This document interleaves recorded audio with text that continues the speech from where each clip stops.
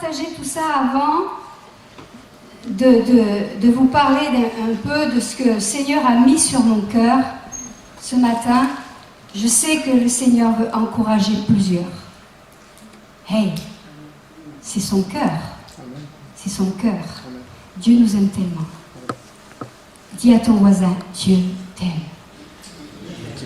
Dieu t'aime. Mais tu n'as même pas idée combien Dieu t'aime. C'est quelque chose d'incroyable, l'amour de Dieu. C'est quelque chose qui n'a rien d'humain. Rien d'humain. Mais son cœur à lui, c'est que tu sois bien. C'est que tu sois heureux. C'est que tu puisses grandir avec lui. C'est que tu puisses grandir dans sa présence. C'est que tu sois épanoui. Hey, il n'a pas envie qu'on soit tout rétréci, là. Hein? On a le temps de rétrécir. Avec la vieillesse, il paraît qu'on perd de la hauteur. Alors, je vais vous dire un secret, je ne me mesure plus. Comme ça, au moins, il se passe ce qu'il voudra. Pas de problème. Pas de problème. Mais Dieu nous aime et il veut nous encourager ce matin. Et on va prendre à partir du texte de Jean 21, du verset 1 au verset 14. C'est ce fameux épisode où Jésus revient après la résurrection et il attend les disciples sur la plage. Donc ça commence par après cela. Après cela. Après quoi? Eh bien, il faut quand même se rappeler qu'il y a eu toute la vie des disciples avec Jésus, ces 3 fameuses années. Et ensuite, il y a eu la croix. Mais aussi, il y a eu la résurrection. Amen. Et puis, Jésus s'est présenté à plusieurs reprises. Hein, il s'est montré après la résurrection. Beaucoup l'ont vu. Lorsqu'on étudie les textes, on voit qu'il y a à peu près 500 personnes qui ont vu Jésus après la résurrection. Et il s'est présenté aussi par 2 fois aux disciples. Il s'est présenté en allant les visiter dans leur maison, où ils se retrouvaient régulièrement pour prier, pour être ensemble. Et les portes étaient fermées. La Bible nous dit que les portes étaient fermées. Passé à travers les murs. Eh oui, il était ressuscité. Hein. Même si on le voyait encore dans son corps, il était ressuscité. Amen. Donc c'est pour ça qu'il est dit après cela, Jésus se montra encore aux disciples sur les rives du lac de Tibériade. Et voici de quelle manière il se montra. Simon-Pierre, Thomas appelé Didyme, Nathanaël qui venait de Cana. Nathanaël, il est en tournée avec Stéphane Kerry en ce moment. Tiens. Donc Nathanaël qui venait de Cana en Galilée, les fils de Zébédée et les 2 autres disciples de Jésus se trouvaient ensemble. Simon-Pierre leur dit, je vais pêcher. Et ils lui dirent, nous allons aussi avec toi. Ils sortirent et montèrent aussitôt dans une barque, mais cette nuit-là, ils ne prirent rien. Tiens, on a déjà vu ça par avant, hein. C'est pas la première fois que les disciples ne prennent rien. Hein. Le matin venu, Jésus se trouva sur le rivage, mais les disciples ne savaient pas que c'était lui. Il leur dit, les enfants, n'avez-vous rien à manger? Ils lui répondirent, non. Il leur dit, jetez le filet du côté droit de la barque et vous trouverez. Ils le jetèrent donc et ne parvinrent plus à le retirer, tant il y avait de poissons. Alors le disciple que Jésus aimait dit à Pierre, c'est le Seigneur. Et dès qu'il a entendu que c'était le Seigneur, Simon-Pierre remit son vêtement, sa ceinture, car il s'était déshabillé, et se jeta dans le lac. Les autres disciples vinrent avec la barque, en tirant le filet plein de poissons, car il n'était pas loin de la rive, à 100 de mètres. Lorsqu'ils furent descendus à terre, ils virent là un feu de braise avec du poisson dessus et du pain. Jésus leur dit, apportez quelques-uns des poissons que vous venez de prendre. Simon-Pierre monta dans la barque et tira le filet, plein de 153 gros poissons à terre. Malgré leur grand nombre, le filet ne se déchira point. Jésus leur dit, venez, mangez. Aucun des disciples n'osait lui demander, qui es-tu? Car il savait que c'était le Seigneur. Et Jésus s'approcha, prit du pain et leur en donna. Il fit du même avec le poisson. C'était déjà la 3e fois que Jésus se montrait à ses disciples depuis qu'il était ressuscité. Amen, amen, amen. La parole de Dieu, elle est belle. Rien de ce qui est écrit n'est écrit pour rien. Tout est prendre à la lettre. Tout est bon à prendre à la lettre. Alors, qu'est-ce qu'on voit là? 3 ans extraordinaires dans la présence de Jésus. Les disciples ont été proches du Maître. Jour et nuit, ils étaient avec lui. 3 ans extraordinaires. Ils ont vu des choses merveilleuses. Ils ont entendu des choses merveilleuses. Puis du jour au lendemain, paf, tout bascule. Tout bascule. Le Maître n'est plus là. Le Maître a disparu. Et après la crucifixion, après la résurrection, la vie continue. La vie continue. Et les disciples, ils vont reprendre du service, tout simplement. Ils vont partir à la pêche. Le Maître n'est plus là. On n'est plus par les routes en train d'annoncer la bonne nouvelle du royaume. On n'est plus là en train d'écouter tout ce que Jésus a à nous dire. On reprend la vie de tous les jours. La vie continue.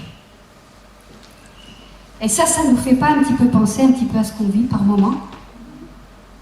On va à l'église, on va à des conférences, on rencontre des gens extraordinaires, on vit des choses superbes. On est boosté, reboosté. On retourne dans notre vie tous les jours. Et patatrac. Il y a quelque chose qui se passe qui fait que on est découragé. On est découragé. On se décourage. Mais au verset 4, qu'est-ce qu'on voit? On va le relire. Verset 4 jusqu'au verset 6. Le matin venu, Jésus se trouva sur le rivage, mais les disciples ne savaient pas que c'était lui. Tiens donc. Pourtant, ils ont passé 3 ans avec lui, jour et nuit. Ils ne le reconnaissent pas. Il leur dit, les enfants, n'avez-vous rien à manger? Il leur parle, ils ne reconnaissent même pas la voix. Ils lui répondirent non. Il leur dit, jetez le filet du côté droit de la barque et vous trouverez. Ils le jetèrent donc et ils ne parvinrent plus à le retirer tant il y avait 2 poissons. Hey, Jésus, il est là. Jésus, il est encore là. Il est là sur le bord du rivage. Il est là au sein de leur habitude. Il vient au sein de leur habitude. Et Jésus vient là au sein aussi de nos habitudes. Ne l'oublions jamais. Il vient au sein de nos habitudes. Là, on voit, qu'est-ce qu'on voit? Il apparaît aux disciples au moment même où ils vivent un autre découragement. Tout ce qu'ils ont vécu jusque-là. Le Maître est parti. Et maintenant, qu'est-ce qu'on fait? On retourne à la pêche. Puis ils pêchent toute la nuit, il n'y a rien. Ils reviennent, bredouille. Un autre découragement qui vient se placer là. Et le Maître, il est là sur la plage. Et il leur dit, « Wow, vous n'avez rien pris, vous n'avez rien à manger ?» Ils répondent non, comme j'ai dit, ils entendent la voix, ils ne le reconnaissent même pas. Ils le voient, ils ne le reconnaissent pas. Ils l'entendent, ils ne le reconnaissent pas. Mais ils vont quand même, moi je trouve ça extraordinaire. Ils vont prendre le filet, ils vont le jeter de l'autre côté. Même pas ils réfléchissent. Ils le jettent de l'autre côté. Et qu'est-ce qui se passe? Une pêche extraordinaire. Et là, qu'est-ce qu'on voit? Je crois que on peut se dire, mais c'est incroyable. C'est incroyable.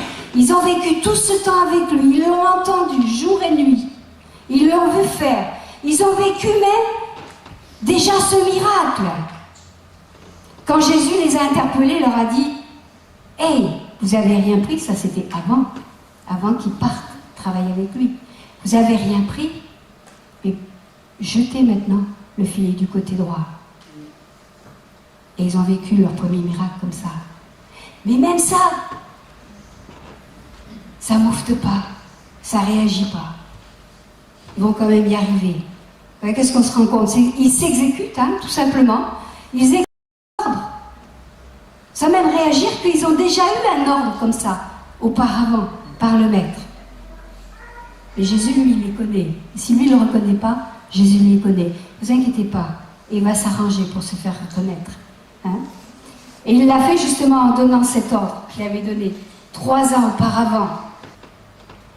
Combien de fois, nous, dans nos vies, on vit des miracles? Et lorsqu'on se retrouve dans une situation douloureuse, on ne voit même pas que Jésus est sur les rivages de notre vie. On ne le voit pas, on ne le sent pas, on ne le reconnaît pas, on ne l'entend pas. Pourtant, il est là. Il est là, il est toujours prêt à envahir l'espace de notre vie. Toujours. Et c'est ce qu'il fait avec les disciples. Il est présent sur le rivage et il vient envahir l'espace de leur vie. Hein, vous l'avez lu, et on va continuer dans tout ça. Les disciples ont parlé de nous et bien souvent, nous, on ne le reconnaît pas dans ce qu'on vit. Jésus est toujours présent sur le rivage de nos vies. Toujours, toujours, toujours. Juste, il faut qu'on ouvre, qu'on apprenne à ouvrir les yeux de nos cœurs, les yeux spirituels. Pas regarder avec nos yeux humains, mais regarder avec nos yeux, les yeux de nos cœurs. Ceux qui ont rencontré le cœur qui a rencontré Jésus. Jean 21, verset 7 nous dit: c'est alors que le disciple que Jésus aimait, il faut savoir que c'est Jean, dit à Pierre, c'est le Seigneur. Et dès qu'il eut entendu que c'était le Seigneur, Simon-Pierre remit son vêtement et sa ceinture, car il s'était déshabillé, et il se jeta dans le lac. Il faut savoir que dans certaines traductions, le mot précis déshabillé, c'est pas déshabillé, il n'était pas juste déshabillé un petit peu, il était nu. Il était nu. Et moi là, je réfléchissais un petit peu à cette situation et je crois que des fois, nous-mêmes on est nus, spirituellement nus. Et c'est l'une des raisons pour lesquelles on ne se présente pas devant le Seigneur. Parce qu'on est spirituellement nus. Et quelque part, on a besoin, quel que soit l'état de notre cœur, de nous réhabiller de sa présence et de sauter vers lui. Vous comprenez ce que je veux dire? Il y a des moments où on a besoin de nous réhabiller spirituellement et de sauter dans la présence de Jésus et de nager vers lui. Parce qu'on sait que c'est lui et lui seul qui aura la réponse à la situation qu'on traverse. On le sait, on l'a déjà vécu.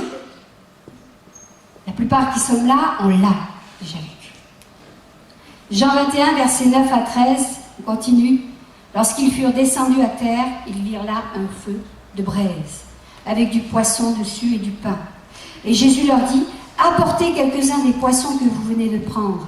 Simon-Pierre monta dans la barque et tira le filet plein de 153 gros poissons à terre. Malgré leur grand nombre, le filet ne se déchira point. Ça, c'est encore le miracle. Jésus leur dit: venez manger. Aucun des disciples n'osait lui demander: qui es-tu? Car ils savaient que c'était le Seigneur. Là, ça y est. Leurs yeux se sont ouverts. Leurs yeux se sont ouverts. Et Jésus s'approcha, prit le pain et leur en donna. Il fit de même avec le poisson. Qu'est-ce que fait Jésus? Il continue avec eux d'accomplir les mêmes gestes. Ce que Jésus a déjà fait avec nous, il le refera chaque fois qu'on en a besoin. Chaque fois. Et là, qu'est-ce qu'il fait Jésus? Il fait griller du poisson. Incroyable. Il les connaît. Jésus nous connaît parfaitement. Il sait de quoi on a besoin. Il sait ce qu'on aime. Il sait ce qu'on n'aime pas. Et là, il faisait griller du poisson sur la plage. Et ce poisson en question, il savait exactement comment il devait le faire cuire pour les disciples. Parce qu'il savait comment les disciples l'aimaient. Il les connaît tellement. Il les connaissait tellement. Chacun d'entre nous, il nous connaît tellement. Il sait de quoi on a besoin. Il sait ce qu'on a besoin d'entendre. Il sait à quel moment il peut agir et réagir avec nous. Vous savez, des fois, il y en a qui disent « Ouais, il faudrait que... » Ne hâte pas le temps. Lui, quand il fait les choses, il le fait d'une façon parfaite. Des fois, nous, on veut tellement faire les choses à sa place, on se plante et on détruit, on détériore encore plus la situation. Non, des fois, c'est chut, dis rien. Juste cherche sa présence. Lui, il a la réponse. Amen. Amen. Mais c'est extraordinaire. C'est extraordinaire. Ça coule de source, mais pourquoi on ne le vit pas? Pourquoi on ne le vit pas? Pourquoi on met du temps à le comprendre? Pourquoi on met du temps à le comprendre? Jésus, là aussi, vous voyez, qu'est-ce qu'il fait? Il leur donne du pain, des poissons. Ça nous ramène dans cet épisode de la multiplication des petits pains et des poissons. Hein? Pourquoi? Parce que Jésus, il a tout pouvoir pour nous rassasier. Et là, il veut les rassasier, il veut rassasier les disciples. Et il veut nous rassasier de sa présence. Il veut nous rassasier de sa présence. Les disciples ont mis du temps à comprendre qui ils avaient en face d'eux. Le découragement était tel que leur vision, leur perspective était comme bouchée. On ne s'en sortira pas. Ce qu'on vit là, vraiment, c'est pas bon. On ne s'en sortira pas. Ils sombraient dans une espèce de découragement. On pourrait même dire, mais ils sont bouchés, ils ne comprennent rien. Vous savez, des fois on est bouchés nous-mêmes, on ne comprend rien. Et on ne voit pas. Et on ne voit pas. Hein? On est si désemparés des fois, on est si mal, que même lorsqu'on lit la parole, on ne la comprend pas. Hein? On ne la comprend pas. La douleur est si vive que notre horizon semble bouché. Et c'est là peut-être, et sûrement, notre ressemblance avec les disciples. Ouais. Oh, il règne nouveau sous le soleil, les amis. Hein? On est tous les mêmes. Et on sera toujours les mêmes. Vous savez, nous aussi, lorsque nous retournons à nos habitudes de vie, de réaction, lorsque le découragement nous envahit, ou peut-être, c'est parce que le découragement nous gagne que nous retournons à nos habitudes. Hello? Non, ça ne marchera pas. Allez, bon, je reprends ma vie. Je fais ce que j'ai envie, après tout, le résultat, c'est quoi? C'est parce que le découragement nous gagne que nous retournons à nos habitudes, mes amis, souvent. Souvent. Nos déceptions reprennent le dessus parce que nos attentes ne nous semblent pas comblées. Mais des fois, on veut combler, on attend que nos attentes soient comblées selon nos propres désirs, notre propre compréhension de la situation. Mais Dieu, lui, d'en haut, voit les choses autrement. C'est ça qu'il faut comprendre. C'est que nous, on voit ça de notre hauteur. Et on ne voit pas plus loin que le bout de notre nez. Mais Jésus d'en haut voit la situation dans son entièreté. Il voit le début, il voit la fin. Et il connaît la fin avant même qu'elle ait commencé. C'est ça qui est extraordinaire avec Dieu. Il connaît toutes choses. Il connaît toutes choses. Mais nous, on se laisse décourager parce qu'on ne voit pas. On ne voit pas la fin. Et c'est compliqué des fois. C'est compliqué des fois. Ça nous fait mal, hein? Ouais, je dirais. On peut même des fois bouder. On peut même arrêter de prier et dire bon, ça sert à quoi de prier? Ça ne sert pas à grand chose, on ne voit pas le résultat. On dit oh, aller à l'église, ça sert à quoi? Tout ça, ça sert à quoi? Le Seigneur nous ramène après sur des réalités. C'est que lui connaît toute la situation. Il en connaît la fin. Et quelque part, marcher par la foi, c'est quand même bien de marcher sans voir ce qui va se passer au bout. Mais juste avec cette pensée, lui, il a tout dans sa main. Toute la réponse est dans sa main. Et je m'attends à lui. Le Seigneur nous a quand même bien promis d'être avec nous jusqu'à la fin du monde. Mais Dieu n'est pas un Dieu menteur. Dieu n'est pas une personne pour mentir. Il l'a dit lui-même dans Matthieu 28 au verset 20. Et moi je suis avec vous tous les jours, jusqu'à la fin du monde. Il est là. Là où tu vas, il est là. Tu es mal, il est là. Tu es bien, il est là. Tu le cherches, il est là. Tu ne le cherches pas, il est là, il attend. Il est sur le bord du rivage de ta vie. Il ne te lâche pas.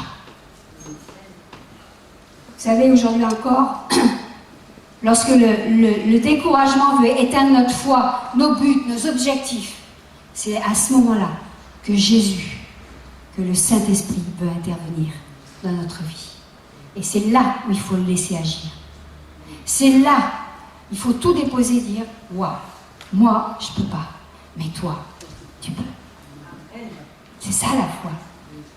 Hébreux 12, versets 1 à 3. Nous aussi, puisque nous sommes entourés d'une grande nuée de témoins, rejetons tout fardeau et le péché qui nous enveloppe si facilement, et courons avec persévérance l'épreuve qui nous est proposée. Et quand il est question d'épreuve qui nous est proposée, il est question de situations douloureuses, de difficultés que nous pouvons traverser. Hein? Faisons-le en gardant les regards sur Jésus, qui fait naître la foi et mène à la perfection. En échange de la joie qui lui était réservée, il a souffert la croix en méprisant la honte qui s'y attachait, et il s'est assis à la droite du trône de Dieu. Il est glorifié. Notre Seigneur est glorifié. Et parce qu'il est glorifié, il a tout pouvoir. Et là, ce verset 3, là, pensez en effet à celui qui a supporté une telle opposition contre lui de la part des pécheurs, afin de ne pas vous laisser abattre par le découragement. Et c'est là où nous sommes interpellés sur le fait de revenir et de considérer l'œuvre de la croix. La croix, c'est pas juste un moment donné, c'est quelque chose qui est encore présent aujourd'hui. C'est quelque chose qui nous interpelle encore aujourd'hui. La croix, c'est une vérité absolue qui est toujours présente. Et elle est toujours efficace de revenir à l'œuvre de la croix. C'est là où Jésus nous attend. Wow! Christ n'est pas mort pour que nous le lamentions. Il est dit, pensez en effet qui a supporté une telle opposition. Il a supporté pour toi, pour moi, pour l'humanité, pour ceux qui veulent. Il a supporté de mourir sur la croix. Il a supporté avant ça de porter la souffrance, quelle qu'elle soit, de porter la douleur du péché. Tout ça, il l'a porté. Nous avons à considérer cette œuvre, jour après jour, minute après minute, parce que c'est ça le sens de notre foi. C'est rien d'autre. Et c'est ce qui doit motiver nos raisonnements. Oh, on va y revenir à nos raisonnements. Considérez cette œuvre, mais considérez aussi le fait de rechercher sa présence. C'est lui qui nous a fait et qui nous fera toujours avancer sur le chemin de la foi. Parce que c'est lui l'auteur de la foi. C'est lui et lui seul. Ce ne sont pas nos peines, nos joies, nos faiblesses, nos réussites, nos doutes, nos succès qui nous feront avancer dans le chemin. Mais c'est sa présence, c'est lui. C'est rien d'autre. J'ai eu en image l'histoire du yo-yo. Vous savez ce que c'est le yo-yo? C'est une espèce de bois rond, là, avec il y a une petite rainure là autour, et puis il y a une ficelle qui entoure autour. Il y en a qui ont joué au yo-yo? Et puis le but, c'est... On le fait descendre régulièrement, remonter, descendre. Et je crois que nos vies, c'est un peu comme le yo-yo des fois. Parce qu'on ne reste pas dans cette dimension de considérer l'œuvre de la croix et de rechercher cette présence. Alors on est là, yo-yo, un coup en bas, un coup en haut, un coup en bas, un coup en haut. Puis vous savez, en plus, des fois, ça s'en mêle. La ficelle, elle s'en mêle.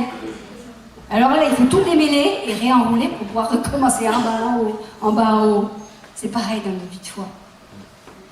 À un moment donné, on risque de rester en bas à cause de nos pensées, de nos raisonnements qui se sont emmêlés et qui viennent emmêler nos vies, qui viennent nous amener dans la confusion. Ça vient troubler nos pensées, ça vient troubler nos raisonnements, ça vient troubler notre vision de l'avenir, parce que tout est emmêlé, tout est dans la confusion. Alors il faut dérouler la ficelle. Il faut bien redresser le fil, puis après le réenrouler. Il faut réenrouler notre vision emmêlée. Il faut d'abord la défaire, notre vision qui s'est emmêlée, et ensuite la réenrouler sur le support de la foi qui est notre Jésus. Amen. C'est juste notre relation avec Dieu et notre regard sur la parole, sur Jésus, qui feront que nous tiendrons. 2 Corinthiens 10, versets 4 et 5. Les armes avec lesquelles nous combattons ne sont pas humaines, mais elles sont puissantes en Dieu, grâce à Dieu, pour renverser les forteresses. Hey! Nous renversons les raisonnements et tout obstacle qui s'élève avec orgueil contre la connaissance de Dieu, et nous faisons toute pensée prisonnière pour qu'elle obéisse à Dieu, qu'elle soit captive à l'obéissance de Christ. Et il n'est pas dit, va demander la prière pour que tes pensées soient captives à l'obéissance de Christ. Il est dit, toi, renverse. Toi, demande. Toi, fais. C'est moi qui choisis. C'est moi qui choisis de renverser les raisonnements qui m'éloignent de Dieu. C'est moi qui choisis d'amener toutes mes pensées captives à l'obéissance de Christ. Personne ne le fera pour moi. Tu peux demander toutes les prières du monde, ça ne le fera pas si toi tu ne décides pas. Mais comment amener toutes les pensées captives à l'obéissance de Christ si je ne lis pas la parole? C'est un non-sens. Parce que pour être dans cette obéissance, je dois connaître la parole. Amen. Et c'est toujours une question d'équation là. Le résultat dépend de comment je calcule mon équation. Personne ne peut le faire pour moi. 1 Jean 5, verset 19. Nous savons que nous sommes de Dieu et que le monde entier est sous la puissance du malin. Le monde entier est sous la puissance du malin. Alors ce verset, il déclare, là, tel qu'est le monde, sous la puissance du malin. Mais, l'Esprit de Dieu en nous fait que nous devenons et nous avons en nous une contre-puissance pour contrecarrer les raisonnements de l'ennemi. Oh!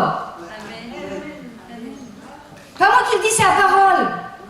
Nous savons que la puissance de Dieu, que nous sommes de Dieu, nous avons l'Esprit de Dieu en nous, et que le monde entier est sous la puissance du malin. Ça, c'est une réalité. Mais aussi, elle veut, cette puissance-là du malin, elle veut nous écraser. Mais par l'Esprit de Dieu, nous recevons la contre-puissance pour justement détruire ce que le diable veut faire dans nos vies. Et la première chose, détruire nos raisonnements. Et ça, c'est pas le diable, c'est nous. C'est notre pensée.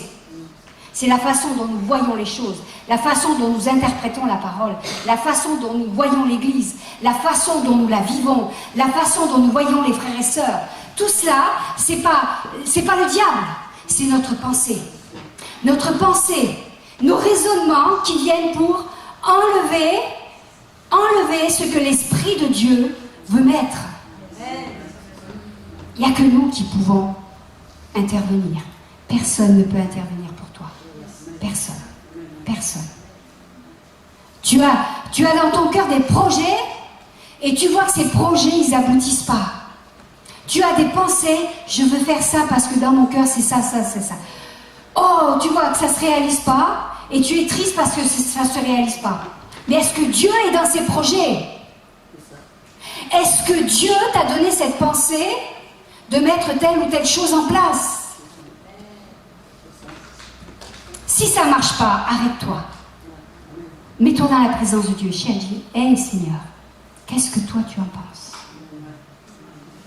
Parce que peut-être que très certainement Dieu a d'autres projets pour toi.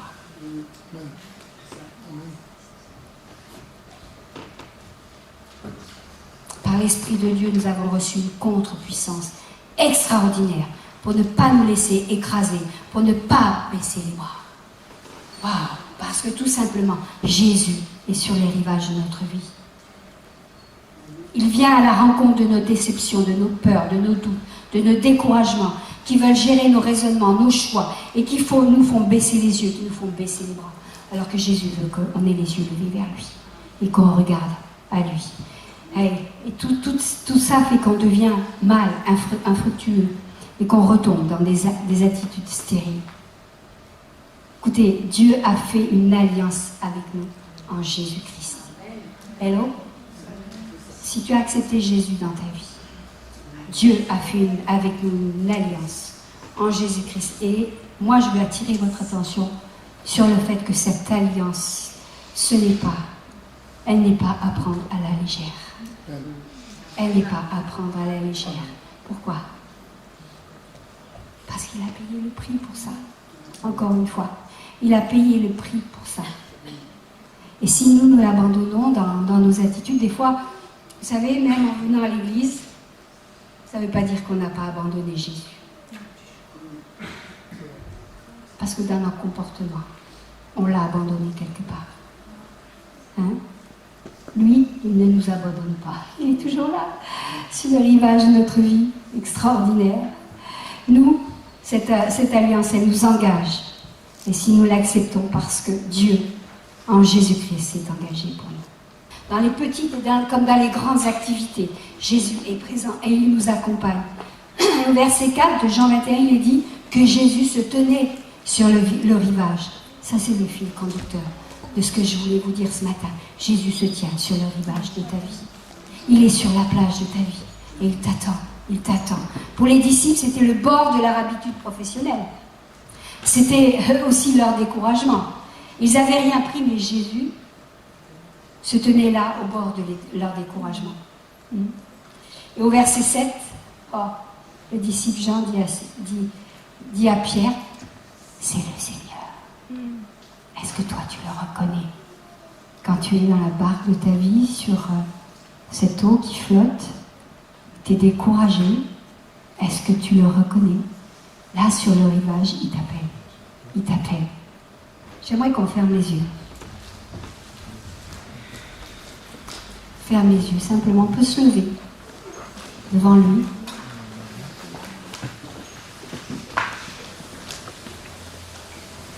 Jésus veut dire à quelqu'un ce matin, regarde. Regarde. Je me tiens au bord du rivage de ta vie. Je suis là au bord de ta situation, au bord de ton découragement. Je te vois, je t'entends, je sais ce que tu penses. Je connais le moindre de tes soupirs, mais je t'aime tellement